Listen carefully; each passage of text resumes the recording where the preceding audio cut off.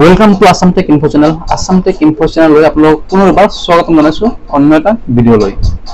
তো বন্ধু-বান্ধৱীসকল, ইতিমধ্যে আমি ছ'চিয়েল মিডিয়াত দেখিবলৈ পাইছোঁ, ফেচবুক হওক, ইউটিউব হওক, সকলোতে দেখিবলৈ পাইছোঁ মানে স্মাৰ্ট মিটাৰ লৈ বহুতে বিৰোধ কৰি আছে।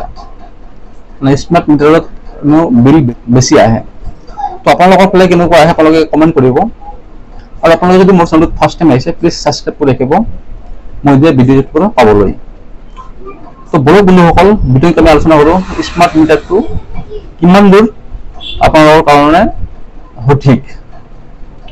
আৰু আপোনালোকে যদি স্মাৰ্ট মিটাৰ লগাইছে আপোনালোকে নিশ্চয় জানে সেইটো ভাল বেয়া, মানে কিমান দূৰ বিল আহে, কিমান সঠিক আহে, নে আপোনালোকৰ বেছি কম বেছি কিবা আপোনালোকে গম পায় নিশ্চয়।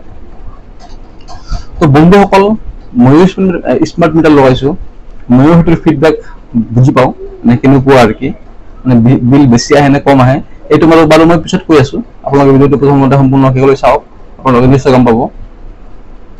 তো ইতিমধ্যে বহুত জাগাতে বহুত ঠাইতে দেখিবলৈ পাইছোঁ স্মাৰ্ট মিটাৰ লৈ বিৰাট বিৰোধ চলি আছে। তো একচুৱেলি বস্তুটোনো কেনেকুৱা বিল হৈ আছে, কি হৈ আছে, মই সেইটো মানে ক'বলৈ গৈ আছোঁ। তো বন্ধুসকল, মই প্ৰথমতে এটা কথা ক'ব বিচাৰোঁ, সেই আগৰ যিটো 10 বছৰ আগত আপোনালোকে বিল দিছিল, মানে ধৰক চেম আপোনালোকে ইলেক্ট্ৰিচিটি খৰচ কৰিছে, খৰচ কৰাত আপোনালোকৰ যিখিনি বিল আহিছিল তাৰ তুলনাত এতিয়া অলপ বেছি হ'ব। ধৰক আপোনালোকে আগত আপোনালোকৰ যিখিনি ইলেক্ট্ৰিচিটি খৰচ কৰিছিল, ধৰক আপোনালোকৰ বিল আহিছিল 300 টকা, সেই ঠাইত আজিৰ দিনত নিশ্চয় 400 বা 450 বা 500 হ'ব। এইটো কথা আপোনালোকে প্ৰথমতে বুজি লওক। কাৰণটোনো কি?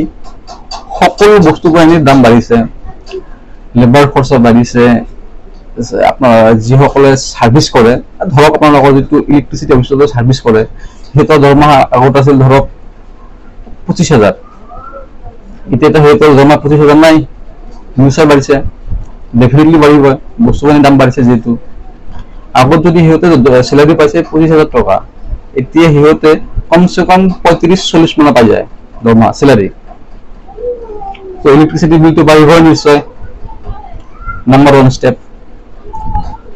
ছেকেণ্ড ষ্টেপ হ'ল, যিহেতু ইলেক্ট্ৰনিক মিটাৰ এটা ইলেক্ট্ৰনিক বস্তু হয়, সেইটো কিবা কাৰণে বিসংগতি হ'ব পাৰে, যিহেতু বিল বেছি আহে। তাৰমানে মই কথাটো ক'বলৈ গৈছোঁ, মই মানে কথাটো ক'বলৈ যত্ন কৰিছোঁ, যিহেতু বিল বেছি আহে মানে তুলনামূলকভাৱে। মই ছ'চিয়েল মিডিয়াত বহুত দেখা পাইছোঁ, হয়তো এজনৰ বোলে 4,000, 5,000, 6,000, 7,000, 10,000, ধৰক যি ঠাইত বিল আহিব লাগে আপোনাৰ 400-500। সেইটো মানে কি বুজাইছে বস্তুটো? সেইটো একচুৱেলি বুজাইছে সেই মিটাৰটো বেয়া আছে। আৰু স্মাৰ্ট মিটাৰ হোৱা মানে কি বস্তুটো? স্মাৰ্ট মিটাৰ হোৱা মানে আপোনাৰ বিলটো ৰিডিং মাৰিব, ৰিডিং মাৰাৰ পিছত যেনেকুৱা ধৰক আমাৰ মোবাইলত এটা চিম কাৰ্ড থাকে, আমি নেটৱৰ্ক পাই থাকোঁ, নেট পাই থাকোঁ, ভইচ কল কৰিব পাৰোঁ, তদ্ৰূপ স্মাৰ্ট মিটাৰ মানে হ'ল চেম তেনেকুৱা চিষ্টেমৰ এটা চিম কাৰ্ড লগোৱা আছে মিটাৰটোত। যিটো ৰিডিং আহে সেই ৰিডিংটো যিসকলে DCL যিটো আপোনালোকৰ মিটাৰ লগাইছে, সেই মিটাৰৰ যিটো আপডেট, সেই আপডেটখিনি ডাইৰেক্ট সিহঁতক ট্ৰান্সফাৰ কৰি দিয়ে। মানে আপোনাৰ কিমান বিল আহিল, এই গোটেইখিনি তথ্য APDLছত মানে সিহঁতে মিটাৰটোৱে আপডেট কৰি দিয়ে। তাৰ বাবে আগত যেনেকুৱা ধৰক আপোনালোকৰ ঘৰত আহি আপোনালোকৰ ৰিডিং নোট কৰি লৈ গৈছিল, আজিকালি নাহে। এইটোকে মানে একচুৱেলি স্মাৰ্ট মিটাৰ বুলি কোৱা হয়, এইটো কামৰ কাৰণে। তো বিশেষত ক'বলৈ গ'লে, যদি আপোনালোকৰ বিলটো যদি তুলনামূলকভাৱে বেছি আহে, আপোনালোকৰ যিটো স্মাৰ্ট মিটাৰ আছে বা মিটাৰ আছে, সেইটো আপোনালোকে APDCLক কমপ্লেইন কৰক সেই মিটাৰটো চেঞ্জ কৰিবলৈ। কাৰণ আপোনালোকৰ বিল মানে স্মাৰ্ট মিটাৰ লগোৱাৰ আগত যি ঠাইত 500, 400, 500 আছিল, সেই ঠাইত যদি 2,000 টকা হয়, আপোনালোকে নিশ্চয় বুজিব পাৰিছে, নিশ্চয় মিটাৰটোত কোনো গণ্ডগোল আছে বা মিটাৰটো বেয়া আছে। তো মই জনামতে তথ্যটো এইটো হয়। কাৰণ স্মাৰ্ট মিটাৰ ময়ো চলাই আছোঁ, ময়ো যিটো বিল আহিব লাগে আগতকৈ অলপ বেছি আহে, মানে মই সেইটো কোৱা নাই যে মানে স্মাৰ্ট মিটাৰ লোৱাৰ পিছত বেছি আহে, তাৰ মানে ধৰক 5 বছৰ আগত যিটো বিল আহিছিল তাতকে এতিয়া অলপ বেছি আহে। তাৰমানে আগত আপোনালোকৰ যদি ৰিডিং আছিল, ৰিডিং ৰেট আছিল 3 টকা, আৰু এতিয়া হ'ল আপোনালোকৰ 5 টকা প্লাছ, মানে 5 rupees-ৰ ওপৰত গৈছে পাৰ ইউনিট। তো ডেফিনেটলি বাঢ়িব, মই কি কৰিব নহ'ল আপোনালোকে। তো বিশেষ মই আৰু একো নকওঁ, আপোনালোকে নিশ্চয় বুজিব পাৰিছে মোৰ কথাখিনি। যদি আপোনালোকৰ বিলটো বেছি আহে তুলনামূলকভাৱে আপোনালোকে কমপ্লেইন কৰক, মিটাৰটো চেঞ্জ কৰি দিয়ক, সঠিক হৈ যাব।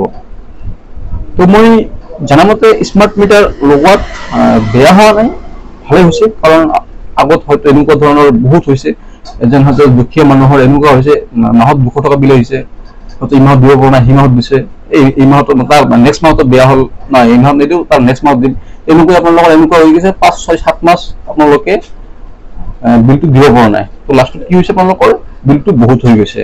আৰু বিল বহুত হোৱা মানে আপোনালোকে নিশ্চয় বুজিব পাৰিছে, সিহঁতে এটা সুত লগায়, আপোনালোকৰ 5,000 টকা হ'ল, 5,000 টকা ইণ্টাৰেষ্ট 100 টকা বাঢ়ি গ'ল, এতিয়া আপোনালোকৰ 500 টকা লাইনৰ বিল লগতে 100 টকাৰ ইণ্টাৰেষ্ট হৈ টোটেল হৈ গ'ল 600 টকা। তো সেইটো এতিয়া প্ৰব্লেম নাই। আমাৰ গোৱালপাৰা পূব চাইডত যিটো হৈ আছে, ধৰক আপোনালোকৰ ৰিচাৰ্জ কৰিলে আপোনালোকে 500 টকা, 500 টকা আপোনালোকৰ আগৰ বেলেঞ্চ আছিল 300 টকা, আপোনালোকৰ 200 টকা এড হ'ল, বঢ়িয়া। আৰু যদি আপোনালোকৰ মাইনাছ 300 টকাৰ ওপৰত যায়, লগে আপোনালোকৰ যিটো কানেকশ্যন আছে ডিছকানেকশ্যন হৈ যায়। আপোনালোকে টকালৈকে গৈ আপোনালোকে যদি ৰিচাৰ্জ কৰে, ধৰক আপোনালোকৰ 300 টকা মেনেজ হ'ল, আপোনালোকে কমচে কম 400 টকা ৰিচাৰ্জ কৰিবই লাগিব, 100 টকা আপোনালোকৰ এড কৰিবই লাগিব, অন্যথা আপোনালোকৰ লাইনটো কানেকশ্যন নিদিয়ে। তো চিষ্টেমটো মই বিৰাট ভাল পাইছোঁ, কাৰণ আমাৰ দুখীয়া মানুহৰ কাৰণে বিৰাট ভাল হৈছে। কাৰণ আগৰ দৰে এতিয়া আৰু টকা পইচাৰ যে নালাগে, মানে আপোনালোকে এই মাহত বিল নিদিয়ে সেই মাহত দিব, এনেকুৱা কৰোঁতে আপোনাৰ 6 মাহ পাৰ হৈ গ'ল, আপোনালোকৰ 5,000 টকা বিল হৈ গ'ল। এনেকুৱা চিষ্টেম নহয়। আপোনালোকৰ যদি লাইনটো ডিছকানেকশ্যন কৰি দিয়ে, তথালৈকে আপোনালোকে যদি 2 দিন আন্ধাৰতো থাকে আপোনালোকৰ অসুবিধা নাই, কাৰণ আপোনালোকৰ কোনো কাৰো ঋণত নপৰে, তাৰমানে আপোনালোকৰ বেলেঞ্চটো এড হৈ নাথাকে। লাইনটো কাটি দিলে আপোনালোকৰ সুবিধা মতে আপোনালোকে লাগে 2 দিন 3 দিন 4 দিন আপোনালোকে আন্ধাৰত থাকিল, কিন্তু আপোনালোকৰ কথা যে আপোনালোকে যেতিয়া আপোনালোকৰ পইচা হ'ব আপোনালোকে ৰিচাৰ্জটো কৰাই ল'ব। তো বন্ধুসকল, এয়া আছিল মোৰ মানে আপোনালোকৰ মানে স্মাৰ্ট মিটাৰৰ বিষয় লৈ অলপ জানকাৰী। যদি মোৰ কিবা কোৱাত ভুল থাকে আপোনালোকে মোক সৰু ভাইটি বুলি ক্ষমা কৰি দিব। আৰু লগতে যদি মোৰ চেনেলটো আপোনালোকে ভাল পায় প্লিজ ছাবস্ক্ৰাইব কৰিব নাপাহৰিব। চ' থেংক ইউ ফৰ ৱাচিং।